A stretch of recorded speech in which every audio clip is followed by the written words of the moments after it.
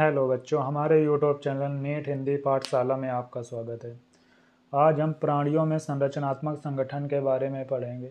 हम इस चैप्टर को 3 भागों में कंप्लीट करेंगे। पहले भाग में हम प्राणी ऊतक के बारे में पढ़ेंगे।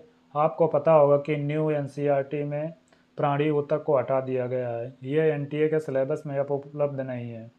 इस वजह से आप इसे पुरानी एनसीईआरटी से देख सकते हैं। इसे पढ़ना इम्पोर्टेंट है क्योंकि जो आगे ह्यूमन एनाटॉमी के चैप्टर है वहाँ पर प्राणी ऊतकों को यूज किया गया है। जो प्राणी ऊतकों से अनेक क्वेश्चन वहाँ पर पूछे गए हैं जो आप इस चैप्टर को पढ़कर ही दे सकते हैं। इस प्रकार आप इस चैप्टर को छोड़ नहीं सकते हैं। दूसरे भाग में हम कॉकरोच के बारे में पढ़ेंगे और जो तीसरा भाग है उसमें हम मेंढक के बारे में पढ़ेंगे। हम 3 पार्टों में इस वजह से पढ़ रहे हैं कि आपका यदि कोई पार्ट जैसे मेंढक आपका कंप्लीट है तो आप उसे स्किप कर सकते हैं। आपका कंप्लीट नहीं है तो आप इसी चैनल पर सभी लेक्चरों को आसानी से देख सकते हैं। हम इसकी प्लेलिस्ट भी आपको बनाकर दे देंगे और इसके पीडीएफ को आपको चाहिए तो आपको हम लिंक दे देंगे। आप टेलीग्राम से इसका पीडीएफ भी डाउनलोड कर सकते हैं। ठीक है, तो चलते हैं, बिना किसी देरी के आज का लेक्चर शुरू करते हैं। यहाँ पर एनसीईआरटी बोल रही है कि आपने पिछले अध्याय में प्राणी जगत के अनेक एक कोश की जिसे यूनिसेलुलर व बहुकोश की मल्टीसेलुलर जीवों का अध्ययन किया है। एक कोश की प्राणियों में जीव की समस्त जैविक क्रियाएं जैसे पाचन, श्वसन तथा जनन एक ही कोशिका द्वारा संपन्न होती है। जो एक कोश की जीव होते हैं उनमें जो समस्त क्रियाएं हैं वो एक ही कोशिका में संपन्न होती हैं। जैसे पाचन हो गया, श्वसन हो गया, जनन एक ही कोशिका द्वारा संपन्न होता है। और जो बहुकोश की जीव होते हैं हमारे जैसे, उनमें क्या होता है, एनसीईआरटी आगे बोल रही है, बहुकोश की प्राणियों के जटिल शरीर में उपयुक्त आधारभूत क्रियाओं में भिन्न भिन्न कोशिकीय समूहों द्वारा व्यवस्थित रूप से संपन्न की जाती है। सरल प्राणी हाइड्रा का शरीर विभिन्न प्रकार की कोशिकाओं का बना होता है जिनमें प्रत्येक कोशिका की संख्या हजारों में होती है। मानव का शरीर अरबों कोशिकाओं का बना होता है। ये याद रखना, ये यहाँ से इम्पोर्टेंट है। इनडायरेक्ट तरीके से नीट में क्वेश्चन आ चुका है यहाँ से कि जो हाइड्रा का शरीर होता है, सरल प्राणी हाइड्रा का शरीर विभिन्न प्रकार की कोशिकाओं से मिलकर बना है जिनमें प्रत्येक कोशिकाओं की संख्या हजारों में होती है जो ऊतक का निर्माण करते हैं। आपको पता होगा हाइड्रा किस में आता है, सिलेंट्रेटा जगत में आता है, सिलेंट्रेटा संघ में आता है। इस वजह से इसमें ऊतक स्तर का संगठन पाया जाता है। मानव जैसे कि हम शरीर में अरबों कोशिकाओं का बना होता है जो विविध कार्य संपन्न करता है। ये कोशिकाएं शरीर के में एक साथ कैसे काम करती हैं। बहुकोशिकीय प्राणियों में समान कोशिकाओं का समूह अंतरकोशिकीय पदार्थ सहित एक विशेष कार्य करता है। कोशिकाओं का ऐसा संगठन ऊतक कहलाता है। ये ऊतक की परिभाषा दी गई है, इंपॉर्टेंट है, नीट में क्वेश्चन आ चुका है कि बहुकोशिकीय प्राणियों में समान कोशिकाओं का समूह। ये याद रखिएगा कि कौन सी कोशिकाएं कैसी होनी चाहिए, समान कोशिका का समूह अंतरकोशिकीय पदार्थ सहित। जो अंतरकोशिकीय पदार्थ है उसको भी सम्मिलित करते हुए जो विशेष कार्य करता है। कोशिकाओं का ऐसा संगठन क्या कहलाता है, ऊतक कहलाता है। इंग्लिश में क्या बोलते हैं, टिश्यू बोलते हैं। आपको आश्चर्य हो सकता है कि सभी जटिल प्राणियों का शरीर केवल 4 प्रकार के आधारभूत ऊतकों से बना है। आपको पता होगा कि हमारे शरीर में पाए जाने वाले ऊतकों की संख्या मुख्यतः कितनी है, 4 प्रकार की है। यहाँ भी एनसीईआरटी नीट में क्वेश्चन आ चुका है कि हमारे शरीर में कितने प्रकार के ऊतक पाए जाते हैं, 4 प्रकार के ऊतक पाए जाते हैं। अभी आगे एनसीईआरटी बताई है, पढ़ेंगे।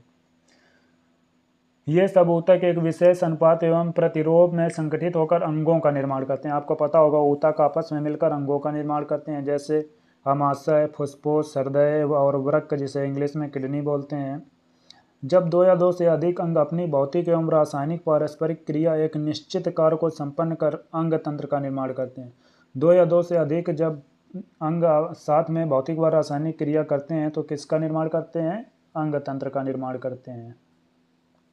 ठीक है, ये अंग तंत्र का निर्माण करते हैं, जैसे पाचन तंत्र हो गया, श्वसन तंत्र हो गया इत्यादि। समस्त शरीर की जैविक क्रियाएं कोशिका, ऊतक, अंग तंत्र के में श्रम विभाजन द्वारा संपन्न होती है और पूरे शरीर को जीवित रखने में के लिए योगदान देती हैं। आगे प्राणी ऊतक के बारे में पढ़ेंगे।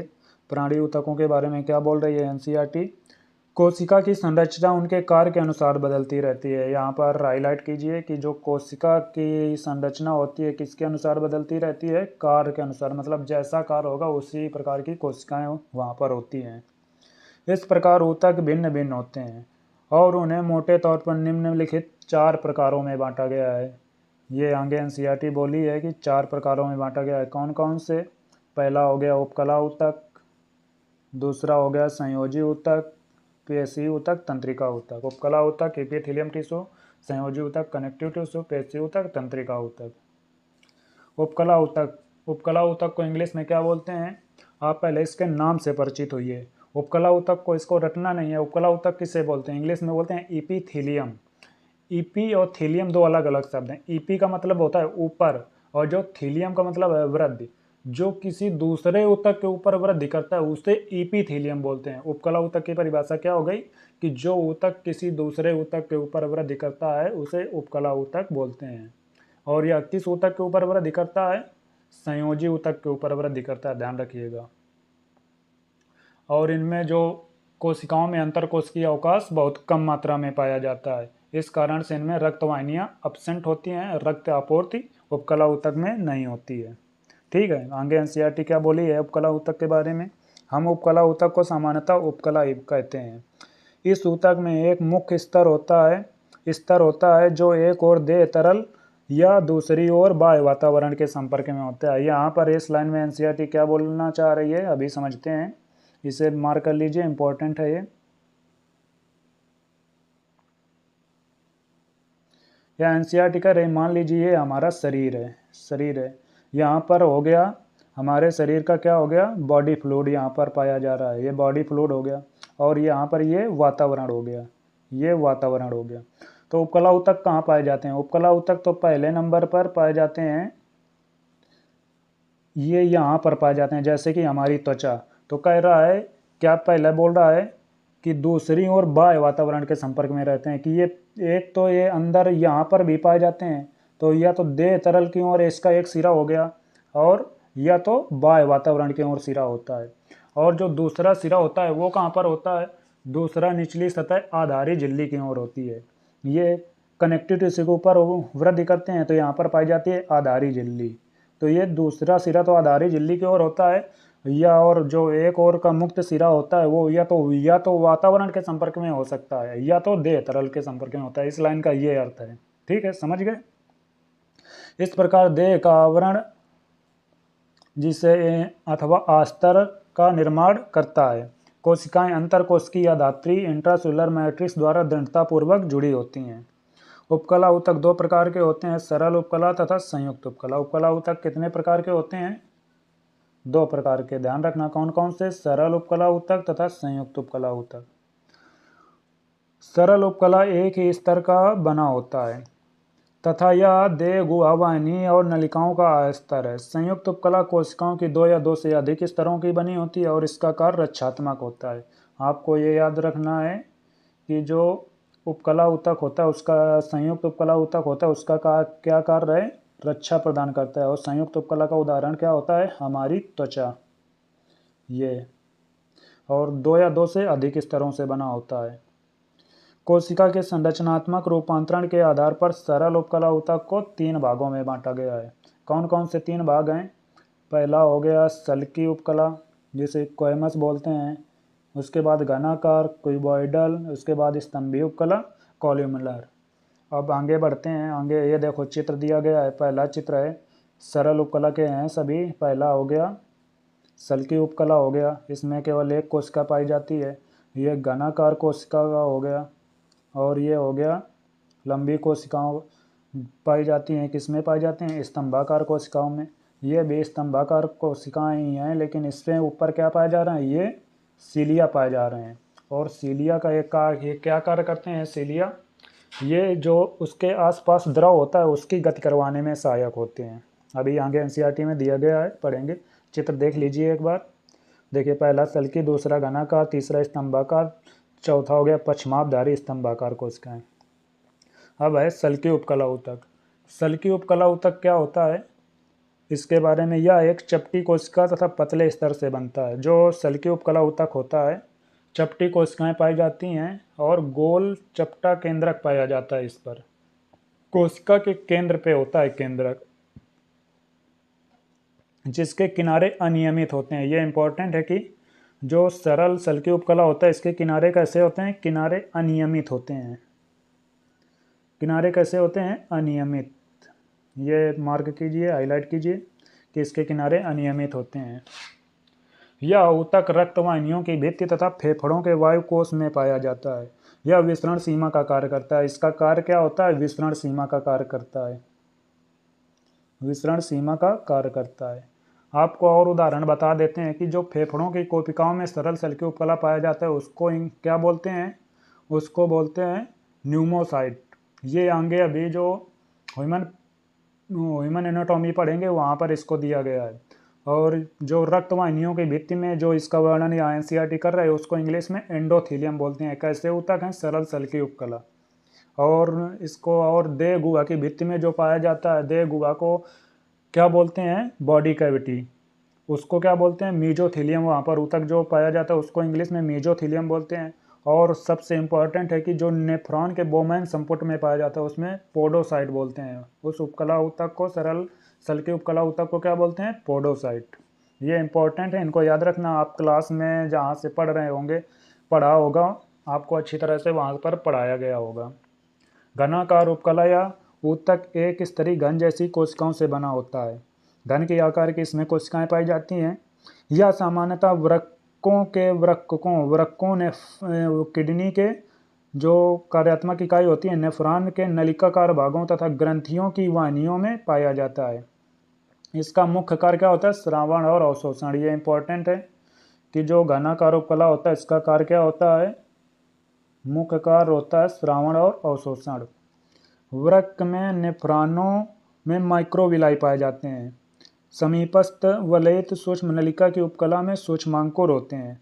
जो नेफ्रॉन होती है उसकी समीपस्थ संवलित नलिका, जिसे इंग्लिश में पीसीटी बोलते हैं, उसके ऊपर जो होती है, इनके सेल के ऊपर माइक्रोविलाई पाए जाते हैं। माइक्रोविलाई क्या कार्य करते हैं, ये क्षेत्रफल को बढ़ा देते हैं। क्षेत्रफल को बढ़ा देंगे तो क्या होगा, अवशोषण अधिक होगा। आपको पता होगा, आपने पढ़ा होगा, जब कि जो नेफ्रॉन की पीसीटी भाग होता है वहाँ पर सबसे ज़्यादा अवशोषण होता है। इसी कारण से होता है क्योंकि वहाँ पर कौन से ऊतक पाए जा रहे हैं, सरल घनाकार उपकला, वो भी स्पेशल वाले पाए जा रहे हैं कि जिनके ऊपरी सतह पर क्या पाया जा रहा है, माइक्रोविलाई पाया जा रहा है, जिन्हें वैसे बोलते हैं ब्रश बॉर्डर सरल घनाकार उपकला। ठीक है, ये इंपॉर्टेंट है, याद रखिएगा। और ये अवशोषण को बढ़ा देते हैं, जिससे सबसे ज़्यादा अवशोषण इसी कारण से वहाँ पर ज़्यादा होता है। आगे क्या बोला है, स्तंभाकार उपकला लंबी एवं पतली कोशिकाओं के एक स्तर से बना होता है। केंद्रक प्राय कोशिका के आधारी भाग में होता है। यह नीट में क्वेश्चन पूछा गया है कि जो स्तंभाकार उपकला होती है उस पर केंद्रक कहाँ पाया जाता है। केंद्रक कोशिका के आधारी भाग में पाया जाता है। आप चित्र में भी देख सकते हैं कि ये देखिए स्तंभाकार है, इसके आधार में पाया जा रहा है केंद्रक। ये देखिए आधार में केंद्रक मिल रहा है, और बाकी के बीच में मिलता है, लेकिन इसमें ये आधार में केंद्रक मिल रहे हैं। ये जो हरे हरे हैं आधार में केंद्रक मिल रहे हैं। ठीक है, आगे बढ़ते हैं। मुक्त सतह पर प्रायः सूक्ष्मांकुर पाए जाते हैं। स्तंभाकार उपकला की कोशिकाओं में कुछ सूक्ष्मांकुर कुछ जगह मिलते हैं। और कहाँ पर मिलते हैं, जिस पर सूक्ष्मांकुर मिलते हैं उसे क्या बोलते हैं, ब्रश बॉर्डर सिंपल कॉलम्युलर एपिथेलियम, जो पाई जाती है आहार नाल में। क्योंकि यह अवशोषण का काम करती है, इसलिए आहार नाल की छोटी आंत में अवशोषण कार्य करती है। और कुछ जो होती हैं उस पर पक्षमाप पाए जाते हैं, सीलिया पाए जाते हैं, जिसका चित्र ये दिया गया है। ये कहाँ पर पाए जाते हैं, ये इसको इंग्लिश में बोलते हैं सीलिएटेड सिंपल कॉलम्युलर एपिथेलियम। ये कहाँ पर पाए जाते हैं, श्वसनिकाओं और फैलोपियन नलिका में पाए जाते हैं। आगे एनसीईआरटी बोल रही है कि मुक्त सतह पर पक्षमाभ होते हैं, इसे पक्षमाभी उपकला कहते हैं। इनका कार्य कणों अथवा श्लेष्मा को उपकला की सतह पर एक निश्चित दिशा में ले जाना है। यह मुख्यतः श्वसनिका तथा डिंबवाहिनी पर पाए जाते हैं। यह याद रखिए, यह भी इंपॉर्टेंट है कि डिंबवाहिनी और कहाँ पर पाए जाते हैं, श्वसनिका पर पाए जाते हैं। अब इसे संक्षेप में हम बता रहे हैं, एक बार और देख लीजिए कि जो सरल घनाकार कोशिका के कुछ रूपांतरण हो जाते हैं। कुछ में जो सरल घनाकार उपकला होते हैं उनके ऊपर माइक्रोविलाई देखने को मिलते हैं, जो कहाँ पर पाई जाती हैं, नेफ्रॉन का जो पीसीटी भाग होता है वहाँ पर मिलता है। कार्य इसका अवशोषण है। तो ये अवशोषण तथा श्रावण में भूमिका निभाते हैं। और ऐसे कुछ पक्षमाभ सरल उपकला होते हैं, वो भी इनके भी क्या हो जाते हैं, ये रूपांतरण हो जाते हैं। इनमें या तो माइक्रोविलाई देखने को मिलेगी या फिर सीलिया देखने को मिलेगी। माइक्रोविलाई कहाँ पर देखने को मिलते हैं? माइक्रोविलाई आहार नाल में देखने को मिलते हैं। और सीलिया कहाँ पर देखने को मिलते हैं? सीलिया मिलते हैं श्वसनिका, जिसे श्वसनिकाओं में देखने को मिलते हैं, और फैलोपियन नलिका में देखने को मिलते हैं। ये बोल रही है एनसीईआरटी, आप इसे तैयार कर सकते हैं अच्छे से। आगे बढ़ते हैं, आगे क्या बोला है। ये नलिकाओं जैसे खोखले अंगों में मिलते हैं। डिम्ब वाहिनियों को इंग्लिश में क्या बोलते हैं? Fallopian tube. कुछ स्तंभाकार या घनाकार कोशिकाओं में श्रावण की विशेषता होती है और ऐसी उपकला को उपकला ग्रंथिल कहते हैं। कुछ स्तंभाकार या घनाकार कोशिकाएं श्रावण में योगदान करती हैं। इनका कार्य यह अवशोषण तथा श्रावण। जो श्रावण में कार्य करती हैं उन्हें उपकला ग्रंथिल कहते हैं। ये चित्र दिए गए हैं, आगे पहले एनसीईआरटी रीड कर लेते हैं। इसे दो समूहों में वर्गीकृत किया जा सकता है। दो समूह कौन कौन से हैं? कोशिका के आधार पर इन्हें यह याद रखना कि कोशिकाओं के आधार पर पहले दो समूहों में वर्गीकृत किया गया है। यदि एक कोशिका है जो पृथक ग्रंथिल कोशिकाओं का बना होता है, जैसे आहार नाल की कलश कोशिकाएं, जिन्हें इंग्लिश में गॉबलेट सेल कहते हैं, तथा बहु कोशिकाएं जो कोशिकाओं के पुंज, उदाहरण लाल ग्रंथि का बना होता है। स्रावी कोशिकाओं में स्राव के निष्कासन के आधार पर दो भागों में बांटा गया। कोशिका के आधार पर भी दो भागों में बांटा गया है और स्राव के निष्कासन के आधार पर भी दो भागों में बांटा गया है। दोनों के आधार पर दो दो भागों में बांटा गया है, जिन्हें बहिस्रावी एक्सोक्राइन तथा अंतःस्रावी एंडोक्राइन कहते हैं। बहिस्रावी ग्रंथि से श्लेष्मा, लार, कर्णमोम, तेल, दुग्ध, अमाशय, एंजाइम तथा अन्य कोशिकीय उत्पाद स्रावित होते हैं। ये इंपॉर्टेंट है, मार्क कर लीजिए कि बहिस्रावी ग्रंथि से क्या क्या स्रावित होता है? श्लेष्मा, लार, कर्णमोम, तेल, दुग्ध, अमाशय, एंजाइम तथा अन्य कोशिका उत्पाद स्रावित होते हैं। ये सब वाहिनी अथवा नलिका के माध्यम से निर्मुक्त होते हैं। आपको पता होगा कि इनमें नलिकाएं पाई जाती हैं जो नलिका के माध्यम से लक्ष्य अंग तक पहुंचाए जाते हैं। इसके विपरीत जो एंडोक्राइन होते हैं, अंतःस्रावी ग्रंथियां होती हैं, उनमें नलिकाएं अब्सेंट होती हैं। मोस्ट इंपॉर्टेंट है कि जो एंडोक्राइन होते हैं उनमें नलिकाएं अब्सेंट होती हैं। इसके उत्पाद को क्या बोलते हैं? हार्मोन बोलते हैं। ये आगे पूरा चैप्टर है ह्यूमन एनाटॉमी में, वहाँ पर पढ़ेंगे। और ये हार्मोन होते हैं सीधे उस तरल में छोड़े जाते हैं जिनमें ग्रंथि स्थित होती है। ये भी इम्पोर्टेंट है कि जो एंडोक्राइन ग्रंथि के स्राव होते हैं कहाँ पर छोड़े जाते हैं? वहाँ पर छोड़े जाते हैं जहाँ पर स्वयं ग्रंथि स्थित होती है। ठीक है, आगे बढ़ते हैं। अब दूसरे टाइप का जो एपिथेलियम था उसे क्या बोलते हैं? संयुक्त उपकला। एक से ज़्यादा कोशिकीय स्तरों की बनी हुई होती है और इस प्रकार श्रावण और अवशोषण में इनकी भूमिका सीमित होती है। एक से अधिक कोशिकाओं से बनी है, इस वजह से इनमें पदार्थ आर पार ज़्यादा आसानी से नहीं हो सकता। इस कारण से बोल रहा है कि इनकी जो होती है वो सीमित होती है और शोषण में भूमिका इनकी सीमित होती है। इनका मुख्य कार्य रासायनिक व यांत्रिक प्रतिबलों से रक्षा करना है। ये इम्पोर्टेंट है, पूछेगा कि जो संयुक्त उपकला होता है उनके कार्य क्या होते हैं? रासायनिक व यांत्रिक प्रतिबलों से रक्षा करना होता है। यह त्वचा की शुष्क सतह, मुख गुहा की नम सतह पर ग्रसनी, लार ग्रंथि और अग्नाशय की वाहिनियों के भीतरी आस्तर को ढकता है। यह भी इम्पोर्टेंट है, कहाँ कहाँ पाया जाता है? त्वचा की शुष्क सतह, मुख गुहा की नम सतह तथा ग्रसनी, लार ग्रंथियों और अग्नाशय की वाहिनियों के भीतरी आस्तर को ढकता है। उपकला की सभी कोशिकाएं एक दूसरे से अंतर कोशिकीय पदार्थ से जुड़ी रहती हैं। लगभग सभी प्राणी ऊतकों में कोशिकाओं के विशेष जोड़ व्यक्तिगत कोशिकाओं की संरचनात्मक एवं कार्यात्मक संधि प्रदान करते हैं। उपकला और अन्य ऊतकों में 3 प्रकार की संधि पाई जाती हैं। कितने प्रकार की संधि पाई जाती हैं? 3 प्रकार की संधि पाई जाती हैं। कौन कौन सी संधि है? आगे एनसीईआरटी दिए हुए है। 3 प्रकार की संधि पाई जाती हैं। कौन कौन सी? दृढ़ संधि, आसंजी संधि एवं अंतराली संधि। दृढ़ संधि को इंग्लिश में क्या बोलते हैं? दृढ़ संधि को इंग्लिश में बोलते हैं टाइट जंक्शन। क्या बोलते हैं? Tight junction. और आसंजी संधि को क्या बोलते हैं? Adherent junction. और जो अंतराली संधि है, जिसे अवकाश संधि भी कभी कभी बोल देते हैं, उसे क्या बोलते हैं? Gap junction. आगे उसके बारे में एनसीईआरटी ने क्या बोला है, पढ़ते हैं। दृढ़ संधि पदार्थों को ऊतकों से बाहर निकलने से रोकता है। जो दृढ़ संधि होती है वो क्या काम करता है, पदार्थों को ऊतकों से बाहर निकलने से रोकता है। और इसका क्या कार्य होता है, दो पड़ोसी कोशिकाओं को आपस में दृढ़ता से जोड़ता है, इतना दृढ़ता से जोड़ता है कि उनके बीच किसी भी पदार्थ का रिसाव नहीं हो सकता। ये दृढ़ संधि के कार्य हैं। इसके बाद जो होता है आसंजी संधि, दो पड़ोसी कोशिकाओं को आपस में जोड़कर रखता है। यहाँ पर एनसीईआरटी गलत लिखे हुए हैं, ये पर या सही कर लीजिए कि ये जो आसंजी संधि होती है वो दो कोशिकाओं को आपस में जोड़ता है। यहाँ पर क्या लिखे हुए हैं कि कोशिका द्रव को आपस में जोड़ता है। कोशिका द्रव को जोड़ने का काम किसका होता है, अंतराली संधि का होता है, गैप जंक्शन का। ये देखिए एनसीईआरटी यहाँ पर गलत लिखे हुए हैं, इंग्लिश मीडियम में सही लिखा हुआ है। आसंजी संधियों का क्या कार्य होता है, पड़ोसी कोशिकाओं को जोड़ता है, ना कि उसके कोशिका द्रव को जोड़ता है। ठीक है। अंतराली संधि आयनों तथा छोटे अणुओं एवं कभी कभी बड़े अणुओं के तुरंत स्थानांतरण करने में सहायक करती है। ये देखिए वे ऐसा संलग्न कोशिकाओं के कोशिका द्रव को आपस में जोड़कर करती है। दिया गया है ना एनसीईआरटी में कि कोशिका द्रव को कौन जोड़ता है, अंतराली संधियां, ना कि आसंजी संधियां। आसंजी संधियां केवल कोशिकाओं को जोड़ने का काम करती है। ये एनसीईआरटी करेक्शन है, अपने एनसीईआरटी में सही कर लीजिए।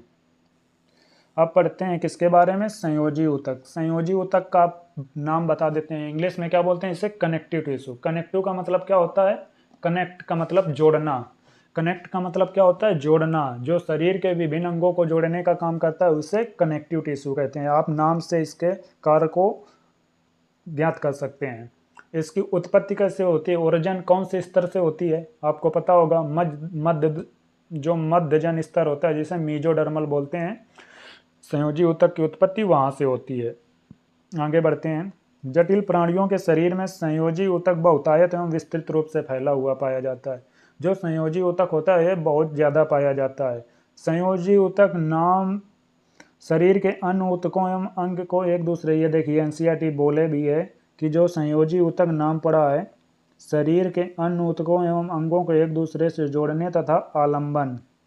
आलंबन का मतलब क्या होता है, सहारा देना। ये नीचे दिया गया है, आलंबन के आधार पर दिया गया है। ये इंपॉर्टेंट है, याद रखिएगा, आलंबन के आधार पर दिया गया है। संयोजी ऊतक में मुख्यतः कौन कौन से पदार्थ आते हैं, संयोजी ऊतक तीन भागों से मिलकर बना है, अधात्री, कोशिकाएं और तंतु। तीन पदार्थों से मिलकर बना होता है कौन, हमारा संयोजी ऊतक। संयोजी ऊतक में कोमल ऊतक से लेकर विशेष प्रकार के ऊतक जैसे उपास्थि, अस्थि व सी ऊतक तथा रक्त सम्मिलित है। रक्त को छोड़कर सभी संयोजी ऊतक में कोशिका संरचनात्मक प्रोटीन का तंतु स्रावित करती हैं जिसे कोलेजन या इलास्टिन कहते हैं। ये मोस्ट इंपॉर्टेंट है, नीट में क्वेश्चन आ चुका है कि रक्त में क्या नहीं पाए जाते हैं, तंतु अनुपस्थित होते हैं। ठीक है, ये मार्क कर लीजिए।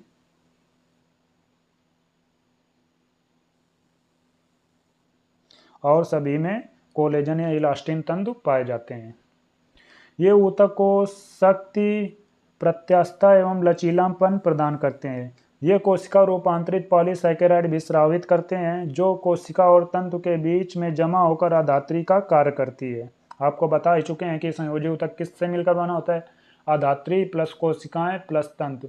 और कोशिका में कौन कौन सी कोशिकाएं हो सकती हैं, तंतु कोरक कोशिकाएं हो सकती है, महाभक्षकांड कोशिकाएं हो सकती हैं, मास्ट कोशिकाएं हो सकती हैं, और कौन सी कोशिकाएं हो सकती हैं, वसा कोशिकाएं हो सकती हैं, लसीकांड कोशिकाएं होती हैं, प्लाज्मा कोशिकाएं हो सकती हैं। और तंतु में कौन कौन से तंतु होते हैं, कोलेजन तंतु हो सकते हैं, इलास्टिन तंतु हो सकते हैं और रेटिकुलर तंतु हो सकते हैं। ठीक है।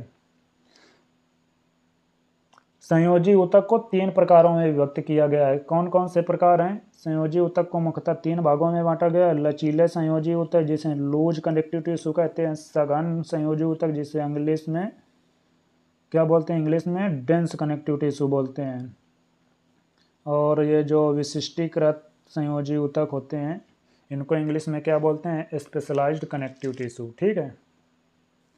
शिथिल संयोजी ऊतक में कोशिकाएं एवं तंतु एक दूसरे से अर्धतरल आधारी पदार्थ में शिथिलता से जुड़े होते हैं। उदाहरण त्वचा गर्तिका ऊतक। जो त्वचा गर्तिका ऊतक होता है किसका, शिथिल संयोजी ऊतक का एग्जाम्पल है। ठीक है, त्वचा गर्तिका ऊतक।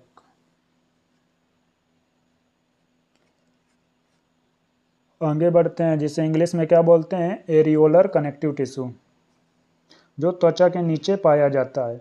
यह प्राय उपकला के लिए आधारी ढांचे का कार्य करता है।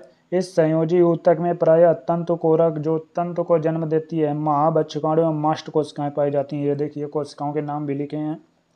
वसा ऊतक दूसरा शिथिल संयोजी ऊतक है। दूसरा शिथिल संयोजी ऊतक का नाम क्या है? वसा ऊतक, जिसे इंग्लिश में क्या बोलते हैं? Adipose connective tissue. जो मुख्यतः क्या कार्य करता है? त्वचा के नीचे स्थित होता है। इस ऊतक की कोशिकाएं वसा संग्रहण के लिए विशिष्ट होती हैं, वसा का संग्रहण करती हैं। जो वसा ऊतक होता है उसकी कोशिकाएं क्या करती हैं? वसा का संग्रहण करती हैं। भोजन के जो पदार्थ प्रयोग में नहीं आते वे वसा के रूप में परिवर्तित होकर इस ऊतक में संग्रहित हो जाते हैं।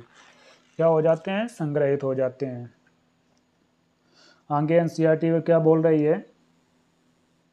सघन संयोजी ऊतक में तंतु एवं तंतु कोशिकाएं दृढ़ता से व्यवस्थित हो, तो उसमें ढीले तरीके से व्यवस्थित होती हैं, इसमें क्या है? दृढ़ता से व्यवस्थित होती हैं। सघन संयोजी ऊतक में तंतु कोशिकाएं एवं तंतु दृढ़ता से व्यवस्थित होते हैं। अभिविन्यास के आधार पर तंतु तथा तंतु कोरक सघन संयोजी ऊतक को नियमित तथा अनियमित संयोजी ऊतकों में बांटा गया है। जो सघन संयोजी ऊतक होते हैं दो भागों में बंटे हैं, नियमित और अनियमित। ये इंपॉर्टेंट है, याद रखिएगा। सघन संयोजी ऊतक को कितने भागों में बांटा गया? दो, नियमित तथा अनियमित। ठीक है। नियमित को इंग्लिश में क्या बोलते हैं? रेगुलर कनेक्टिव टिश्यू, और अनियमित को इनरेगुलर कनेक्टिव टिश्यू। सघन नियमित ऊतक में तंतु कोरक समांतर तंतु के गुच्छों के बीच में कतार में उपस्थित होती हैं। कंडराएं जो कंकाल पेशी को अस्थि से जोड़ती हैं तथा स्नायु जो एक अस्थि को दूसरे अस्थि से जोड़ते हैं। ये इंपॉर्टेंट है कि जो कौन कंडराएं होती हैं कंकाल पेशी को अस्थि से जोड़ती हैं, और जो स्नायु होते हैं एक अस्थि को दूसरे अस्थि से जोड़ते हैं। स्नायु का इंग्लिश में क्या बोलते हैं? लिगामेंट। लिगामेंट का क्या कार्य होता है? बोन को बोन से जोड़ना। और जो कंडराएं होते हैं जिन्हें इंग्लिश में क्या बोलते हैं? टेंडन, वो क्या जोड़ते हैं? अस्थि को पेशी से जोड़ते हैं। आप कैसे याद कर सकते हैं? आप इसका उदाहरण है बबली। बबली का मतलब क्या होता है? बोन टू बोन जोड़ेगा कौन? लिगामेंट। ये याद रखना। बी, रुकिए 1 मिनट, इसे आप ट्रिक बोल सकते हैं। BBLI। बोन को बोन से कौन जोड़ता है? लिगामेंट जोड़ता है। इस प्रकार एक याद हो गया, और दूसरा को आप याद कर लीजिए। कंडराएं जो टेंडन्स होते हैं वो अस्थि को पेशी से जोड़ने का काम करते हैं। ठीक है। कोलेजन तंतु का गुच्छा कंडराओं को प्रतिरोधी क्षमता प्रदान करता है। और ये कंडराएं और जो टेंडन होते हैं किसके उदाहरण है? नियमित के उदाहरण, नियमित कनेक्टिव टिश्यू के उदाहरण है। ये याद रखिएगा। ये किसके उदाहरण है? नियमित कनेक्टिव टिश्यू के उदाहरण है। आगे दिया गया है, और इसे टूटने से बचाता है। सघन नियमित संयोजी ऊतक लचीली स्नायु, जिसे इंग्लिश में क्या बोलते हैं? लिगामेंट, में पाया जाता है। सघन अनियमित ऊतक में तंतु तथा तंतु कोरक होते हैं। जो सघन अनियमित में क्या होते हैं? तंतु तथा तंतु कोरक होते हैं।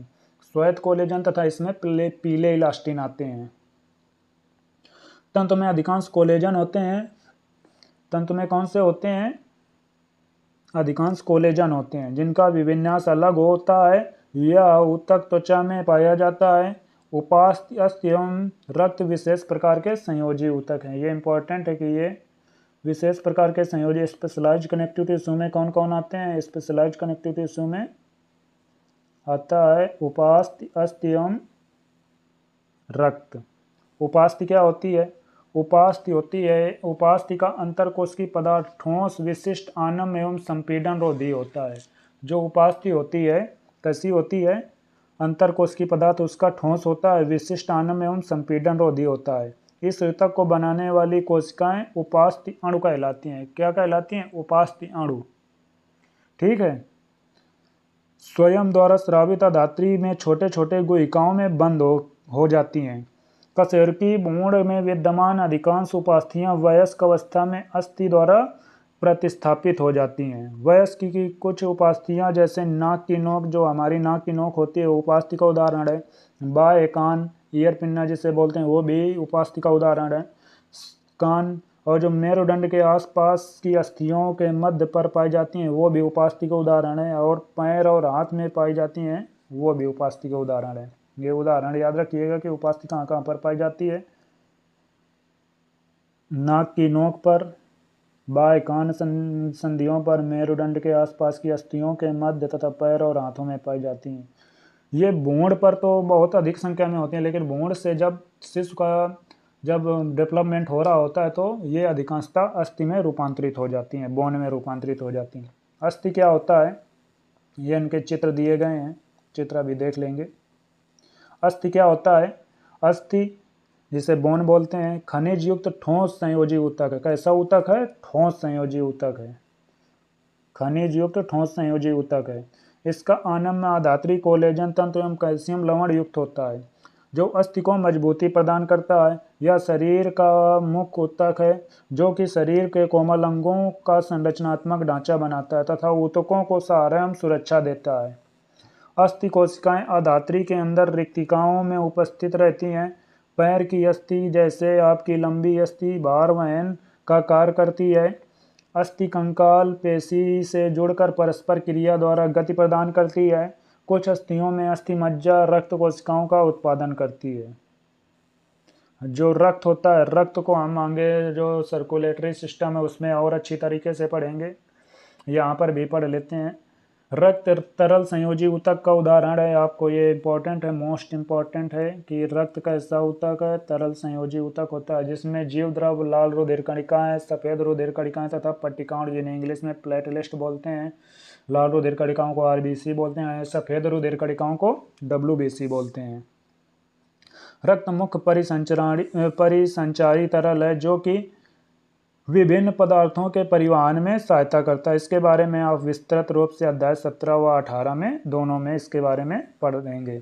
अब क्या आता है, पेशी ऊतक, इसको भी आगे के चैप्टर में अच्छे से पढ़ेंगे। यहाँ पर इसे एनसीईआरटी रीडिंग कर लेते हैं। पेशी ऊतक अनेक लंबे बेलनाकार तंतु रेशों से बना होता है, जो समांतर पंक्ति में सजे रहते हैं। यह तंतु कई सूक्ष्म तंतुकों से बना होता है, जिसे पेशिक तंतु कहते हैं, जिसे इंग्लिश में मायोफाइब्रिल बोलते हैं।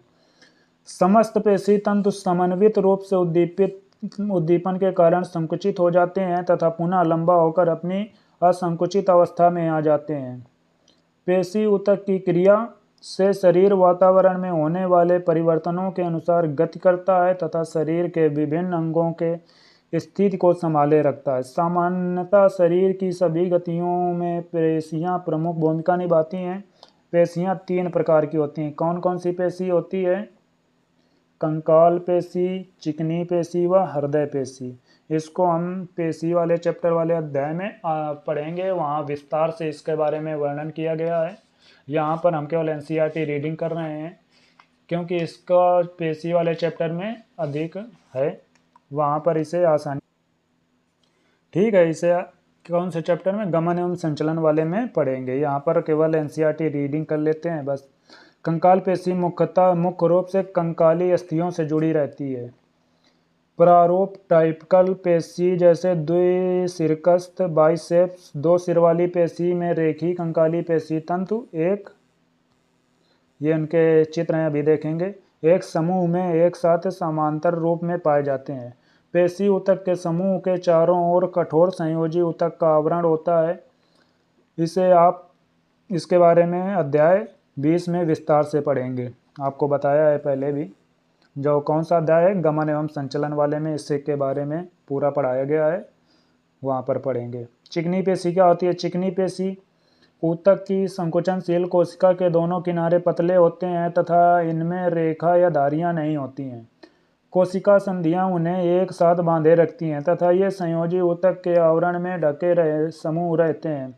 आंतरिक अंग जैसे रक्त नलिका, अग्नाशय तथा आंत की भित्ति पर इस प्रकार की पेशियां पाई जाती हैं। जो चिकनी पेशियां होती हैं, कहाँ पर पाई जाती हैं, चिकनी पेशियां पाई जाती हैं आंतरिक अंग जैसे रक्त नलिका, अग्नाशय तथा आंत की भित्ति पर पाई जाती हैं।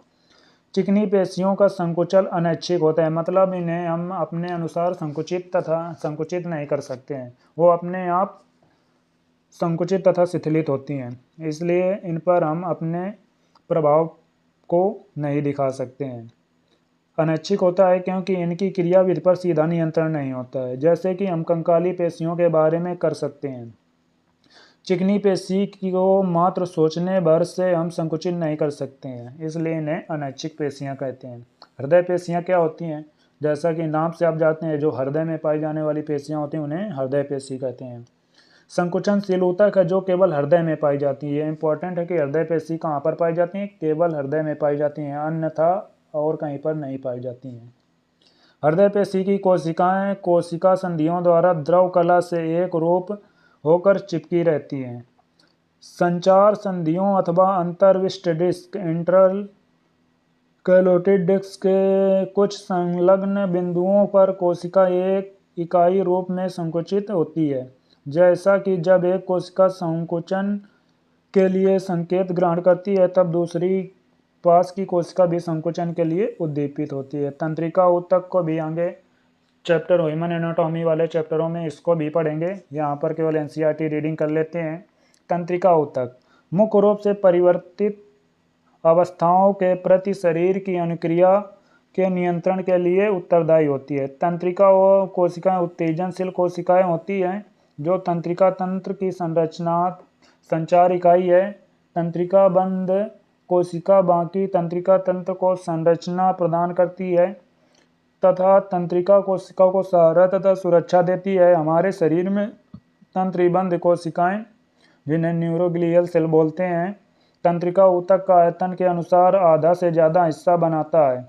जब एक तंत्रिका कोशिका को उपयुक्त रूप से उद्दीपित किया जाता है या वह स्वयं होती है, तो विभिन्न वैद्युत परिवर्तन उत्पन्न होते हैं जो बहुत तेजी से कोशिका झिल्ली पर गमन करता है। तंत्रिका कोशिका जब उत्तेजित होती है तब विभव परिवर्तित तंत्रिका कोशिका के अंतिम छोर पर पहुंचता है तथा आसपास के तंत्रिका कोशिका, जिन्हें न्यूरॉन सेल बोलते हैं, एवं अन्य कोशिका को या तो उद्दीपित करता है अथवा उन्हें उद्दीपित होने से रोकता है। आप इसके बारे में अध्याय 21 में विस्तार से पढ़ेंगे। यहाँ तक हम इसका पहला पार्ट पढ़ चुके हैं, जो कि एनसीईआरटी के हिसाब से तो ये निकाल दिया गया है, मतलब ये चैप्टर अब न्यू एनसीईआरटी में नहीं है, लेकिन इसे पढ़ना बहुत इम्पॉर्टेंट हो जाता है क्योंकि इससे हम आगे के जो ह्यूमन एनाटॉमी वाले चैप्टर हैं वहाँ पर ये बहुत इम्पॉर्टेंट है। ये देखिए चित्र दिया गया है। पेशी ऊतक पहला का इसका एक है कंकाली पेशी है, जो कैसी होती है? रेखित होती है और ऐच्छिक होती है। दूसरी कौन सी है? चिकनी पेशी, जो अनैच्छिक होती है और अरेखित होती है। ये रेखित होती है लेकिन अनैच्छिक होती है। ये जो बीच में ये है संलग्न कोशिकाओं के बीच का संधि स्थल है, ये केंद्रक हो गया, रेखाएं हो गई। इस प्रकार ये है। आगे और चित्र देख लेते हैं। चित्र जो जो रह गए हैं ये देख लिए। ये आरबीसी का चित्र है, ये वाला। ये पट्टिकाणु है जिन्हें प्लेटलेट्स बोलते हैं, और ये डब्ल्यूबीसी का चित्र है। ठीक है, ये उपास्थि कोशिका का चित्र है और ये अस्थि का चित्र है।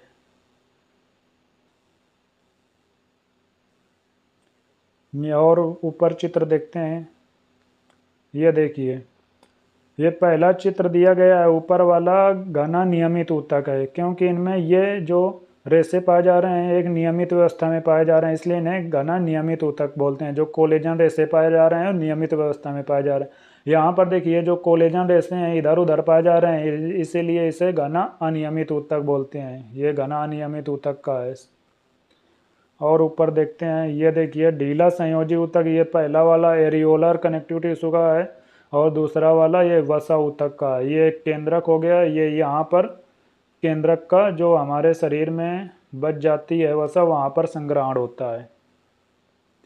और चित्र देखते हैं। ये देखिए चित्र संयुक्त उपकला का है, क्योंकि इनमें कोशिकाएं एक से अधिक स्तर पर पाई जा रही हैं, इसलिए ये संयुक्त उपकला है। बहुस्तरीय कोशिकाएं पाई जा रही हैं।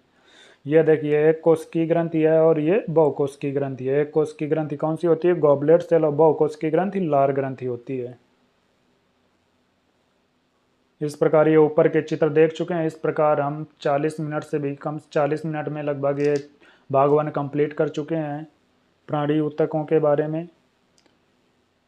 इसका हम पीडीएफ आपको टेलीग्राम में दे देंगे। आप उसके जो लिंक है उसको हम इसी चैनल के डिस्क्रिप्शन में दे देंगे, वहाँ से आप इसके नोट्स प्राप्त कर सकते हैं। तो आज का लेक्चर यहीं पर समाप्त करते हैं। उम्मीद है कि आपको यह लेक्चर अच्छा लगा होगा। अच्छा लगा है तो दोस्तों के साथ शेयर करें, और इसी तरह नीट हिंदी मीडियम के बच्चों के लिए हम लेक्चर लाते रहेंगे और उनकी प्रिपरेशन अच्छी हो जाएगी, क्योंकि एनसीईआरटी का रीडिंग करना बहुत आवश्यक है। एनसीईआरटी रीडिंग के बिना हम नीट का पेपर नहीं दे सकते, क्योंकि नीट पूरा एनसीईआरटी बेस ही होता है। तो आज का लेक्चर यहीं पर समाप्त करते हैं। जय हिंद, जय भारत।